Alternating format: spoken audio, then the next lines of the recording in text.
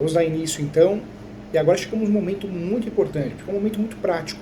Nós falamos muito de teorias muitas vezes imagináveis, né, na prática. Agora não, vamos falar de contrato, é o dia a dia. Quando nós falamos de contrato, nós estamos falando de um tema muito importante, porque é o tema do dia a dia, do nosso dia a dia, não tem como fugir.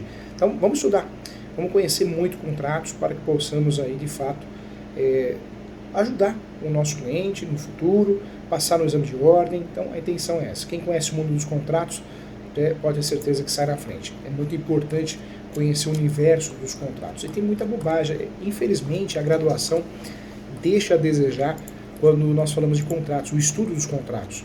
É muito pouco que a gente aprende, o período, o lapso temporal é realmente muito pequeno para estudar uma matéria tão complexa e tão robusta, né? Então merece uma atenção especial. Infelizmente a graduação não dá essa atenção especial e é uma judiação. Quem sofre com isso é o aluno, posteriormente o advogado. Tá? Então vamos lá, vamos estudar de forma aprofundada assim, os contratos em espécie, com muito carinho. Vamos lá, vamos começar a falar dos contratos em espécie. Eu quero falar que no mundo dos contratos, contrato é um pacto. É um pacto, contrato é isso, é um pacto, é um acordo. Para que o contrato tenha validade, eu preciso sim reconhecer a eficácia do contrato, a validade, tem que cumprir a função social, prevalece diversos princípios, entre eles o princípio da boa-fé. Tudo isso é muito importante para que o contrato tenha aceitação. Outro ponto que eu quero trabalhar com você, nós temos os contratos típicos e os contratos atípicos. Então, o estudo dos contratos em espécies é os contratos que aparecem de forma tipificada, né, dentro do Código Civil. Mas nós temos os contratos atípicos, que são aqueles contratos doutrinários jurisprudenciais. Entre esses contratos atípicos, nós temos o famoso cessão de direitos possessórios, cessão de direitos hereditários, cessão de direitos. Então, tem muitos contratos que merecem uma atenção especial. Dentro dessa teoria geral dos contratos que eu quero passar para você, eu quero trazer que a teoria geral dos contratos é fundamental para regrar a liberdade e a segurança dos contratos. Exigências do capitalismo, né, que celebram um acordo de vontade entre as partes com o intuito de construir, extinguir ou modificar direito. Contrato é a forma de condensar elementos básicos e principais atinentes à vontade humana. Os contratos no cotidiano das pessoas, todas as pessoas, não dá para falar, eu não faço contrato, faz. Quando a gente acorda de manhã, a gente vai escovar o dente, abre a torneira, é um contrato, é relação de consumo, com a Sabesp, né, com a companhia de água. Ao dirigir o combustível, ao pegar um ônibus, né, então pactuamos um contrato ao comprar nosso almoço, ou um outro contrato ao entrarmos em uma rede social, um novo contrato. E uma sociedade capitalista, a liberdade e a segurança dos contratos é primordial. Então assim surge sim a teoria geral dos contratos, que é de fato o sedimento na lei para estabelecer parâmetros gerais e aplicáveis aos contratos como um todo. Serve como forma de condensar tecnicamente todos os elementos básicos, todos os princípios básicos atinentes ao contrato.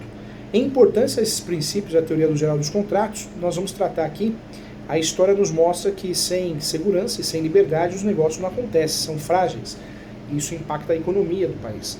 Então, os principais motivos para ter uma fiscalização, um padrão de contrato, né, buscar um contrato elaborado, com boa fé, cumprindo a função social da propriedade, é justamente isso. Ele é mais que a relação das partes, uma relação social, né? O contrato tem uma relação social. Então nós vamos tratar das principais normas aqui. Eu quero destacar com você que, diferentemente das leis, os princípios não apresentam uma data de surgimento.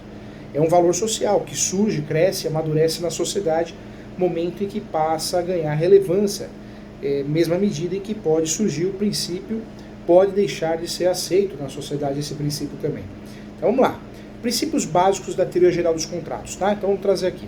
Podemos dividir, sim, de fato, os princípios contratuais em duas categorias, os princípios tradicionais e os princípios sociais. Então vamos trazer os princípios tradicionais. Primeiro princípio tradicional aqui, a liberdade de contratar ou autonomia privada ou autonomia da vontade. A liberdade de contratar, propriamente dita, ninguém é obrigado a contratar o que não deseja, exceções são aplicáveis, né, como o seguro DPVAT, aquele seguro que nós pagamos normalmente juntamente com o IPVA no seu prazo, né. Por exemplo, que é um seguro obrigatório por lei, caso em que a lei se sobrepõe a esse princípio. É uma exceção, mas sobrepõe. Mas em regra, a liberdade de contratar ela é de fato propriamente dita. Trago para você também determinar a contraparte, determinar com quem quer se contratar. Também é um princípio tradicional. O cidadão é livre para contratar com quem quiser. Novamente, temos exceções que são aplicáveis com a imposição do CDC, o Código de Defesa do Consumidor, aos fornecedores que não podem se negar a vender um produto para um consumidor que deseje pagar à vista ou em dinheiro, igualmente uma concessionária de serviços públicos, que não pode escolher com quem quer contratar. Então também tem essa exceção. Trago também a liberdade de determinar o conteúdo do contrato, a liberdade de escolha do objeto do contrato. Limitado pela lei, não se pode, por exemplo, estabelecer um contrato cujo objeto é ilícito. Então, ponto importante. Situações relevantes em relação ao contrato. Força obrigatória dos contratos. Existe a regra do pacta sunt servanda, o contrato faz lei entre as partes, mas isso pode ser quebrado sim, quando existe aí uma afronta à dignidade da pessoa humana. Os contratos são considerados obrigações, justamente pela força obrigatória que lhe é atribuída. Não é um princípio absoluto, o pacta sunt servanda, pois não foi dado ao princípio um tratamento concreto por lei.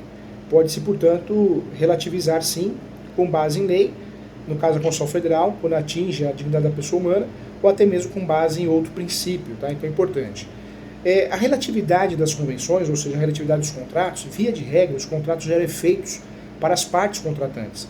Novamente, não se trata do princípio absoluto, de um princípio absoluto, já que o Código Civil traz hipóteses de intervenções de terceiro no contrato. E eu trago como exemplo os contratos com pessoas a declarar. Então, importante também.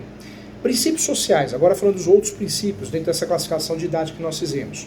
O contrato civil, o contrato tipificado no Código Civil, chamado contrato civilista, a partir do Código Civil de 2002, estabeleceu como valores básicos da lei a socialidade, eticidade e moralidade que nós já estudamos. O Código foi feito para exemplificar esses valores, de fato. A estrutura do Código, nós já conversamos sobre isso. Então, importante bater um papo, porque é um tema que é cobrado na prova da OAB, é teórico, mas é muito cobrado na prova da OAB. Eu trago aqui o princípio da função social do contrato. Ele está previsto no 521 do Código Civil, que trata da liberdade de contratar, que inclusive será exercida em razão e nos limites da função social do contrato. Trata-se de um conceito mais que difícil de definição, por isso é muito cobrado no exame de ordem. Os contratos servem para regulamentar as atividades, fomentar e dar segurança às relações contratuais. Contudo, gente, eu quero falar para você que tal proteção só será dada caso o pacto, o contrato, esteja de acordo com os valores da eticidade, moralidade e socialidade. Não há no conceito pré-estabelecido, muito pelo fato de que a sociedade altera, né, a sua compreensão, é a mutação constante da sociedade. Então, não existe.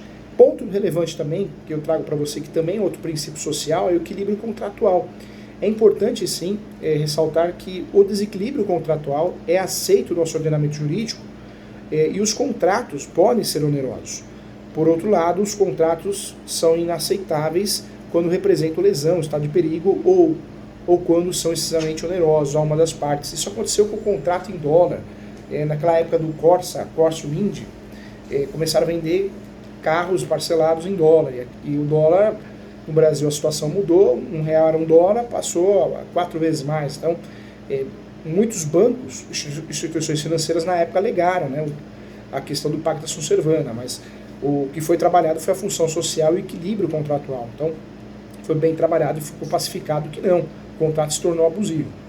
Então, nós temos aqui, dentro desses estudos, contratos tradicionais. Aí eu falo liberdade de contratar, determinar a contraparte, ou seja, determinar com quem quer se contratar, liberdade de determinar o conteúdo do contrato. Então, esses princípios são chamados princípios tradicionais. Em relação aos princípios sociais, falei da função social da propriedade, equilíbrio contratual, e eu poderia deixar de lado a boa-fé, inclusive a boa-fé objetiva, que trata-se sim da análise da conduta.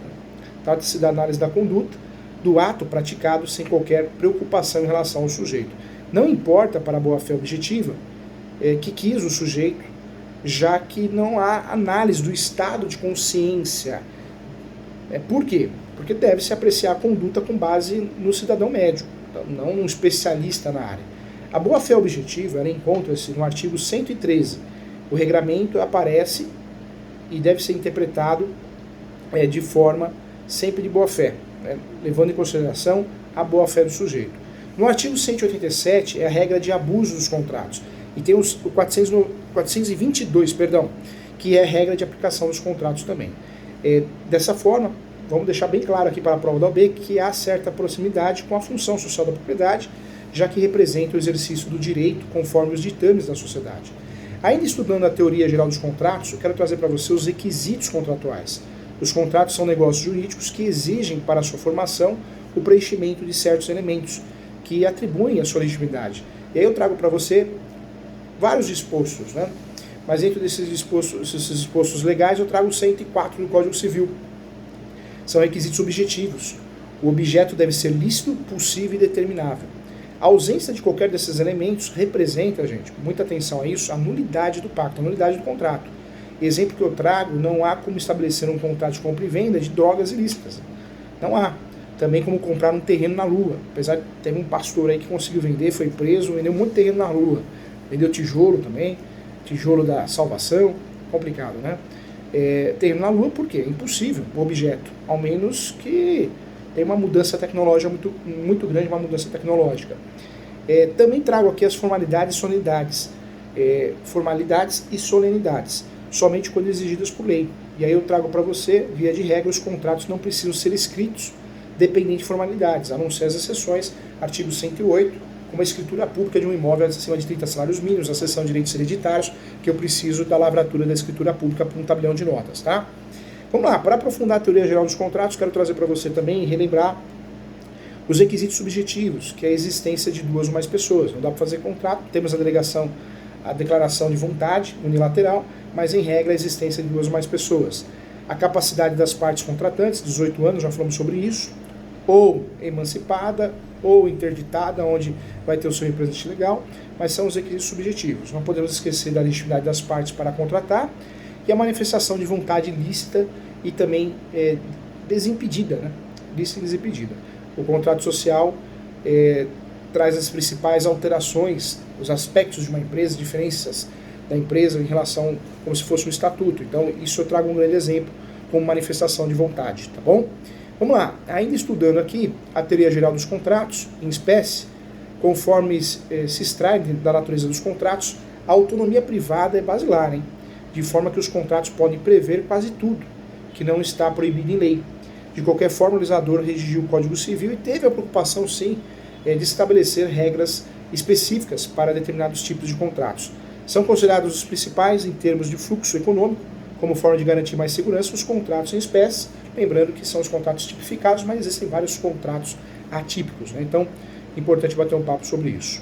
Legal, né? Então, quando nós falamos de contratos, existem vários assuntos conexos, né? Ações, ação renovatória, ação de direito de imagem, ação de nulidade, ações conexas às relações contratuais.